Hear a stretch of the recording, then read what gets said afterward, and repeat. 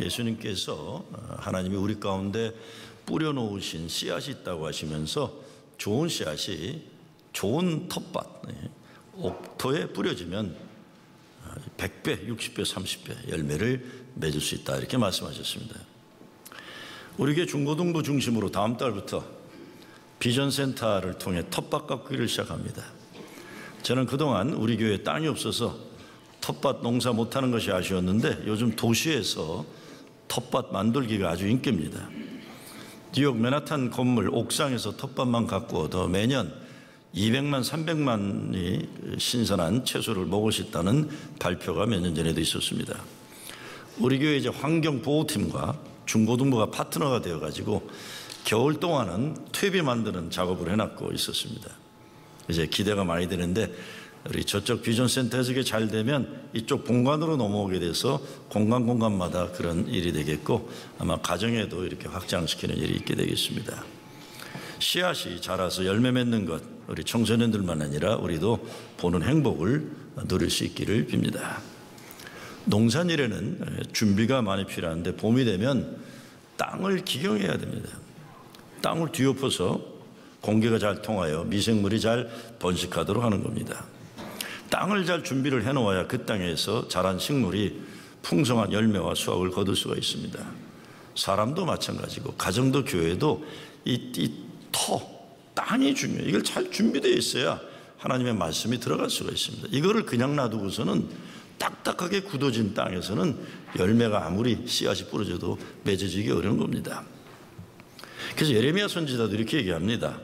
여호와께서 유다와 예루살렘 사람에게 이와 같이 이르노라 너희 묵은 땅을 갈고 가시덤불에 파종하지 말라 그랬어요. 우리 신앙생활들의 공기가 통하지 않고 물이 잘 빠지지 않는 딱딱하고 묵은 땅에서는 믿음의 좋은 열매를 기대할 수 없습니다. 땅을 뒤엎어서 열매 맺기 좋은 땅을 만들어야 하는 겁니다. 가시덤불에는 파종하지 말라고 했어요. 가시덤불 같은 마음 가진 사람들 먼저 가시덤불 마음에서 제거해야만 하나님의 말씀 씨앗이 자라날 수 있습니다. 말씀의 열매를 보려면 묵은 땅을 기경하고 가시덤불을 없애는 작업이 우선되어야 됩니다. 사순절 첫 주일입니다. 사순절 가장 중요한 것은 우리 삶의 거룩한 변화를 위한 노력입니다. 벌써 오래된 책인데 밥 버포드가 쓴 Halftime, 인생 후반전에 대한 얘기. 성공지향적인 인생에서 이제는 의미지향적인 인생으로 살아야 한다는 겁니다. 성공지향적 인생이라는 이거는 긁어모으는 인생이에요. 의미지향적 인생이라는 건 나눔과 섬김의 인생을 말합니다.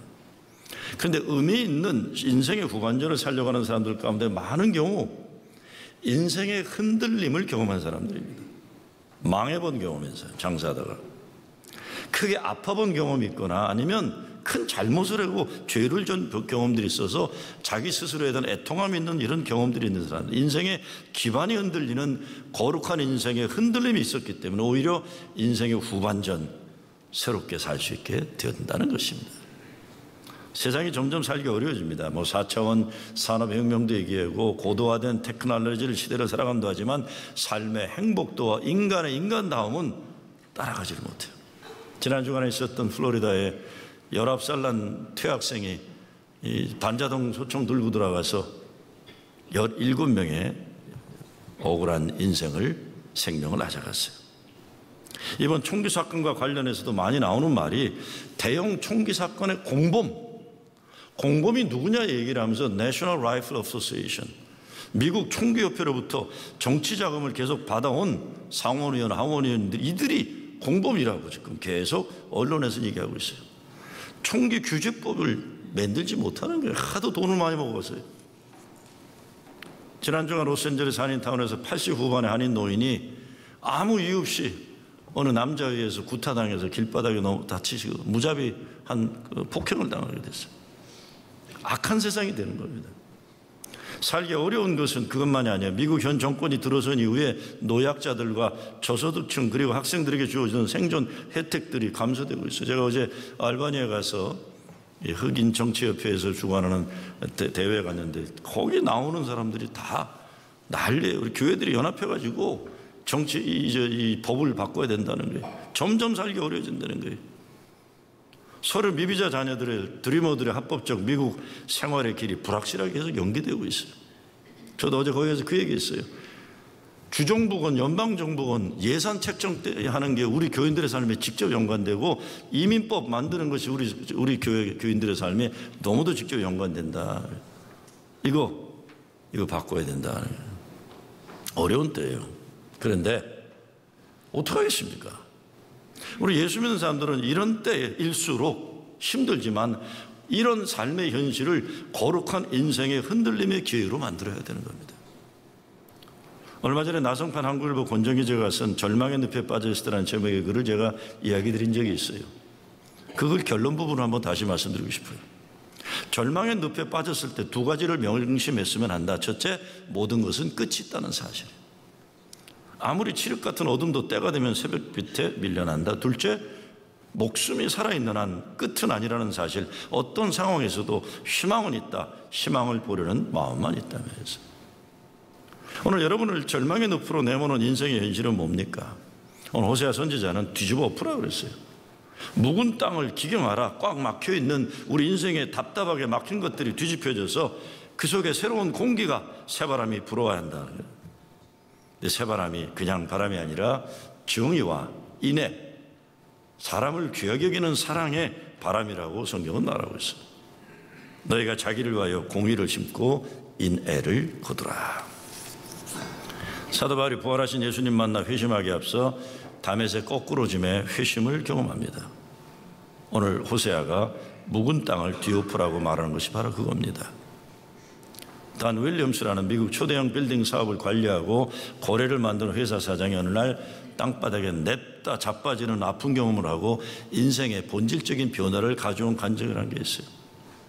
중동으로 여행을 가느라고 파리에서 테헤란으로, 브뤼셀에서 사우디아라비아 리야드로 갔다가 다시 파리로 와서 뉴욕 갔다 러시아로 달려가고 하던 중간에 문제가 생겨서 다시 뉴욕으로 와서 가족 있는 달라스로 가야 하는데 비행기를 갈아타기 위해서 존 F 케네디에서 터미널을 바꾸느라고 뛰어가다가 이 사람이 얼음이 이렇게 눈이 온다면 냅다 자빠집니다. 그 좋은 양복이 갈기갈기 찢어지고 코피 나고 얼굴이 깨지고 옷은 찢어지고 007 가방에 있던 그 중요한 서류는 열려가고 막 날아다니고 그때 못 일어났다고 했어요. 그냥 못 일어나고 자빠져서 하늘을 쳐다보고 있는데 그때 그 순간 자기는 하나님을 만났다 이렇게 얘기합니다. 자기는 하나님을 만났다. 그 이후부터 인생의 습관을 바꾸고 사업의 성공 목적에서 가정을 중요하게 여기고 아이들 운동할 때 따라다니기도 하고 예전에는 할 일 없는 남자들이나 교회 일한다고 생각했는데 자기도 교회 일 열심히 하고 주일학교 성경 공부 다니기 시작하고 그러면서 삶의 보람과 행복을 찾았다 그랬어요. 그러면서 돈 윌리엄스 얘기는 뉴욕길 한복판에 넘어져 있다 일어난 그 순간이 자기가 죽었다 살아난 부활의 경험과 같았다고 했어요. 야, 이렇게 살면 안 되겠구나. 이렇게 살면 안 되겠구나. 성경에서 이런 문제들을 견고한 진이 무너지는 것이라고 표현한 무너져야 할 것들, 죄의 문제이기도 하고 가정들도 가정에 뿌리 깊은 견고한 진들이 무너져야 그 가정이 하나님 축복 가운데 형통할 수가 있습니다. 무너져야 하는 견고한 진들은 여러 형태로 나타납니다. 하나님 자녀로서 누려야 하는 사랑과 은혜의 삶을 가로막는 것들, 복음만에 누리는 구원받은 자의 기쁨과 자유를 박탈하는 것들, 내 마음에 기쁨과 감사가 없고 걱정과 근심과 불안과 공포가 빠지게 만든 마음의 상태일 수도 있고 끊어야 하고 버려야 하는 나쁜 버릇들을 고치지 못하는 죄악을 사랑하는 생활일 수도 있습니다. 이거 끊어야 돼요. 사람도 가정도 교회도 이게 나쁜 버릇들, 나쁜 문화들, 습관들을 오래 지탱하고 있으면 이게 담배 끊을 때나 마약 끊을 때나 금단 현상들이 일어나서 교회도 새로운 변화를 일으키려면 그거를 견뎌내지 못하는 사람들이 있는데 왜? 담배 냄새가 너무 좋은 것과 똑같아요. 못된 버릇, 나쁜 짓들이 익숙해 있기 때문에 이걸 버리질 못하는 거예요. 그게 무슨 좋은 열매가 교회에 나올 수가 있습니까? 성경 말씀은 하나님의 말씀이 믿는 자 속에 역사한다고 했어요. 하나님 말씀이 가만히 있는 게 아니라 움직이는 에너지다. 움직여서 뭘 합니까? 묵은 땅을 뒤엎어서 그 속에 새바람이 생명의 바람이 불도록 하는 거예요. 오늘 호세아 선지자는 지금의 여호와를 찾을 때라고 외칩니다. 묵은 땅을 기경하라. 예전에 한번 땅을 뒤엎어 열매 낸 때가 있었는데 지금은 방치되어 버린 땅, 다시금 딱딱해진 땅 깨고 뒤엎어서 부드럽게 만들어야 돼요. 공기가 잘 통하게 하고 땅의 양분이 고루고루 되도록 섞여져야 씨앗이 들어가서 열매 맺을 수 있어요. 어떻게 딱딱해져 버리고 황폐해진 심령을 새롭게 할 수 있습니까? 이건 마음에 느껴진 느낌만이 아니라 결단이에요. 내가 하나님 말씀에 따라 살지 못한 것을 아파하고 괴로워해야 돼요. 나 이렇게 살면 안 된다는 거예요. 그리고 딱딱한 마음밭을 뒤집는 작업을 시작해야 됩니다. 캠벌 모건이라는 목사가 평생 목회를 한 40년 한 교회를 은퇴하면서 마지막 설교에서 이런 말을 합니다. 내가 평생 동안 내 목회에 가장 큰 고통을 준 것이 무엇인지 여러분 아십니까? 그것은 신앙생활에 변화가 없는 형식화된 교인들이었습니다. 듣기만 하고 헌신하지 않는 미지근한 사람들에게 설교하는 것이 내겐 가장 큰 고통이었습니다 라고 했어요. 거룩한 흔들림이 없는 거예요. 스스로 자기는 괜찮다고 생각하는 거예요. 습관적인 변화 없는 신앙생활을 하면서 문제없다고 여기는 사람들이 목회하면서 가장 고통스러웠다라는 겁니다. 우리 자신의 심령을 들여다봐야 됩니다. 내 마음 상태가 어떤가? 난 지금 하나님으로부터 어떻게 지금 관계 맺고 있는가? 내 신앙이 정말 열매 맺는 신앙인지, 내 마음이 가시덤불인지, 이게 옥토인지 아니면 짱돌이 가득 있어갖고 아무것도 되지 않는 그런 돌밭인지, 하나님 기쁘신 일을 하는지, 빛 대신 예수를 모시고 그분과 동행하는지, 이게 점검해야 돼요. 점검.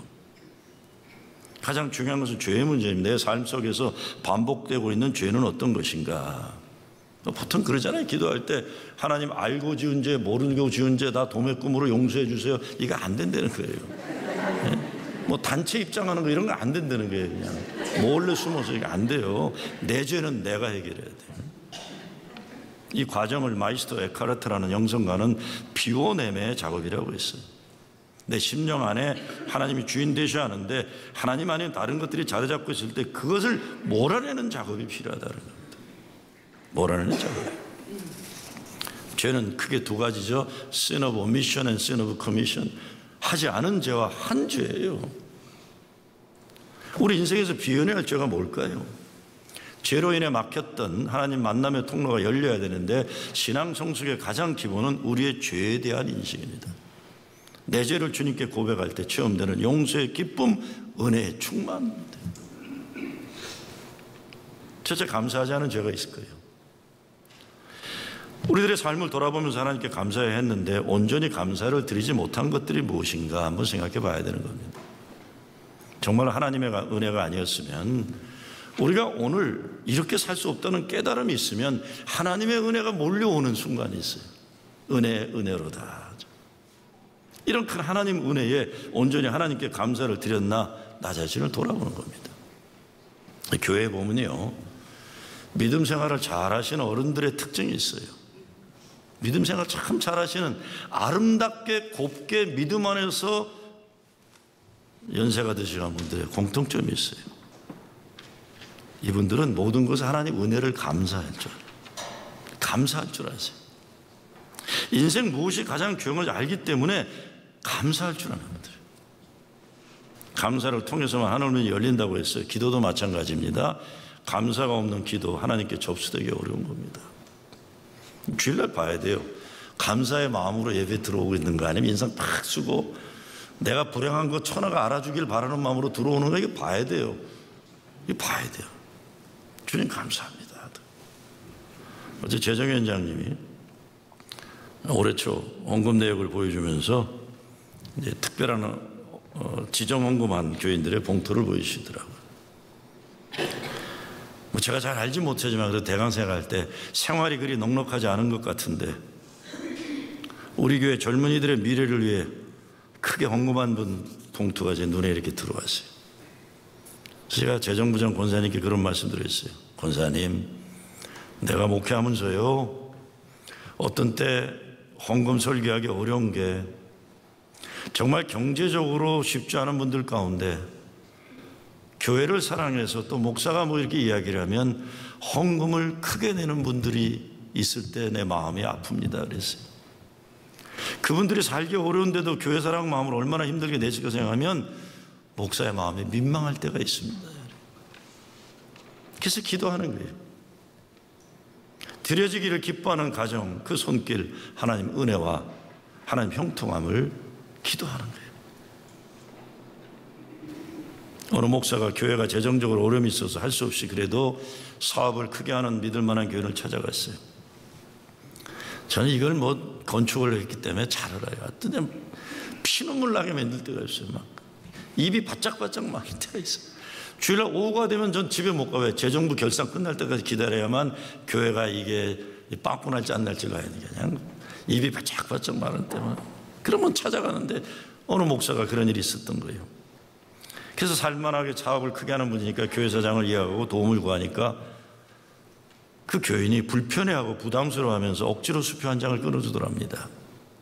여러분 그거 아세요? 교회가 크고 잘 되면요 교인들도 목사 무시하지 않는데 교회가 작을 때는요 교인들도 목사 무시하는 거 저 경험 많이 했어요. 제가 혀를 깨물고 교회 부흥시킨 적이 그래서 있어요. 야, 교인도 날 무시하는구나. 교인들도 날 무시하는구나. 교회가 작으니까 참 세상 인심이라는 게.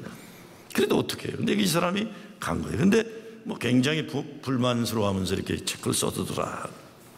그렇지만 마음에 걸렸지만 교회가 어려우니까 수표를 감사하게 받아들고 문을 나섭니다. 그런데 문을 나서는데 우체부가 전보를 들고 허벅지を뜯어내다 보니까 불안한 예감이 드는 거예요.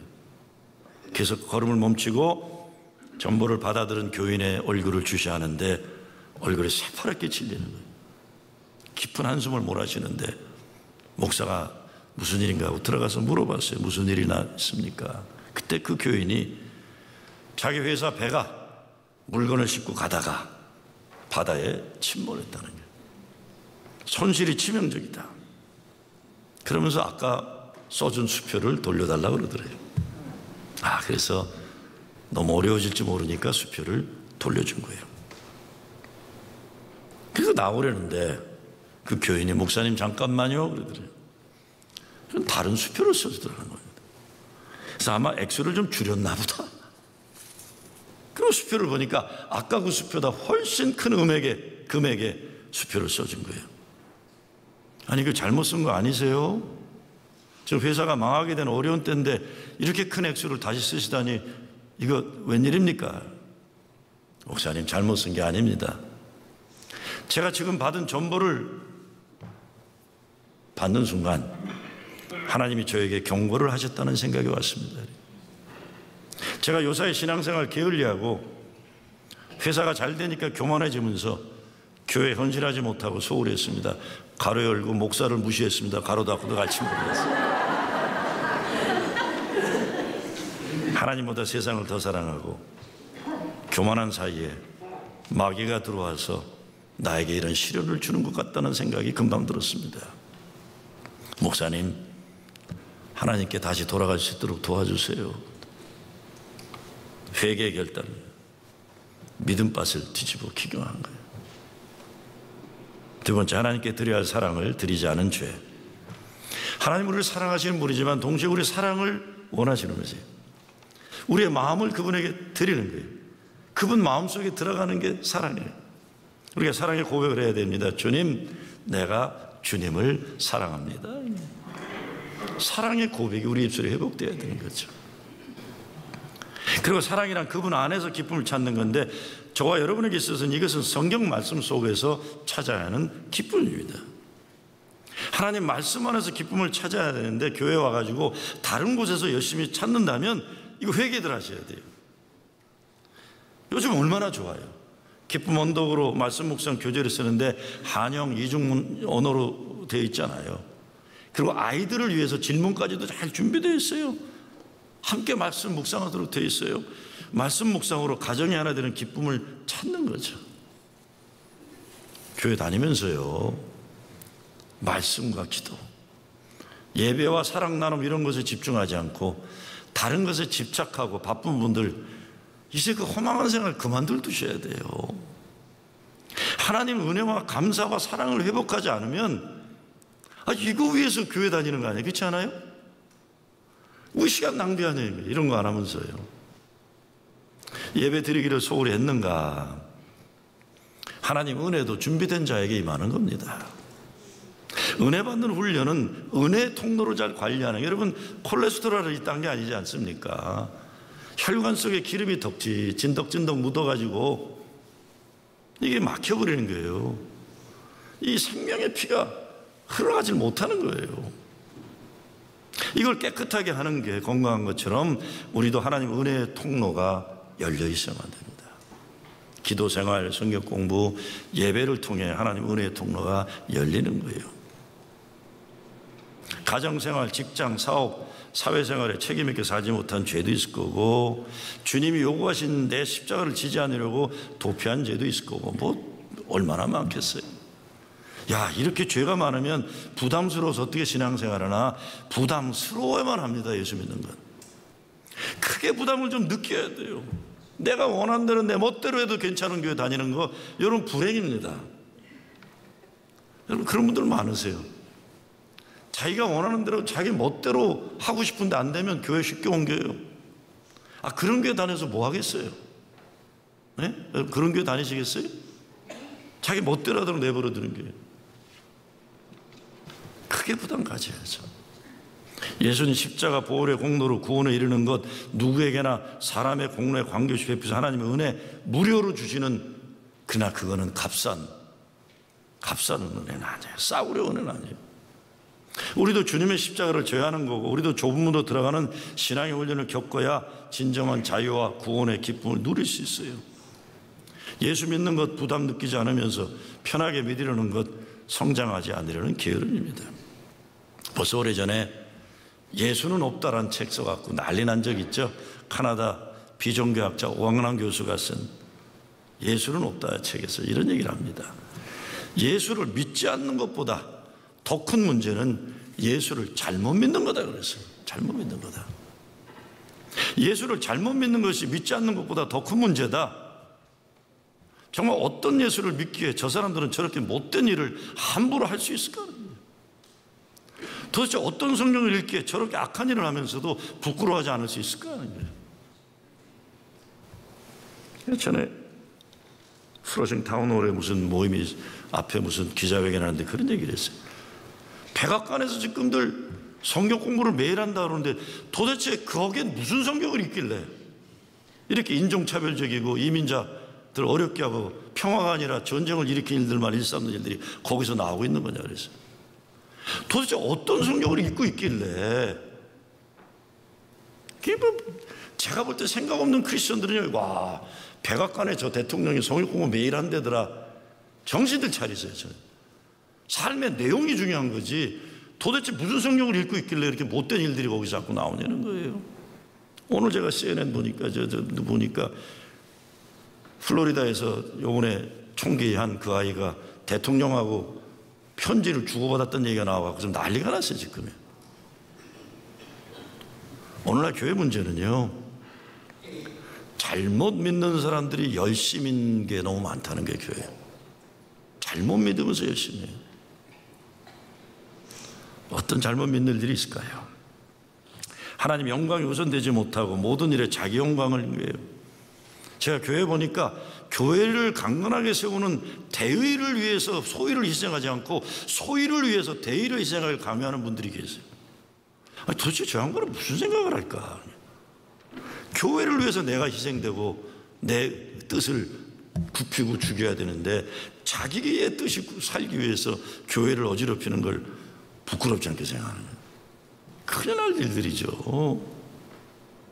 하나님 우리에게 하나님의 뜻 따라 사용하도록 허락하신 물질, 시간, 생명, 달란트, 이런 것들 나만을 위해 쓴 죄, 내 마음대로 낭비한 거, 예수 믿으면서 필요 이상으로 분수에 넘치게 사치스러운 생활한 거, 이거 다 죄예요. 게으르게 빈둥거리며 사는 것, 시간 낭비 다 죄예요. 여러분이 뉴욕에 사는 거 행복한지 아세요? 제가 아틀란타에서 목회할 때는요, 뉴욕에 가고 뉴저지에 오신 분들이 제일 하고 싶은 게 뭔지 아세요? 날이 조금 쌀쌀해지길 바래요. 그래야만 가지고 있던 밍크 코트를 교회 입고 나오니까요. 내가 그거 다 팔아서 헌금하라 그랬다가 난리 난 적이 있어요. 아니, 밍크 코트를 입을 기회가 없는 거예요. 날이 따뜻하니까. 근데 날이 조금 쌀쌀하면 다 밍크 코트를 해야지. 밍크 몇 마리 죽었나라 계산하는 게 나지. 아이고, 그러지 마세요. 그러지 마세요.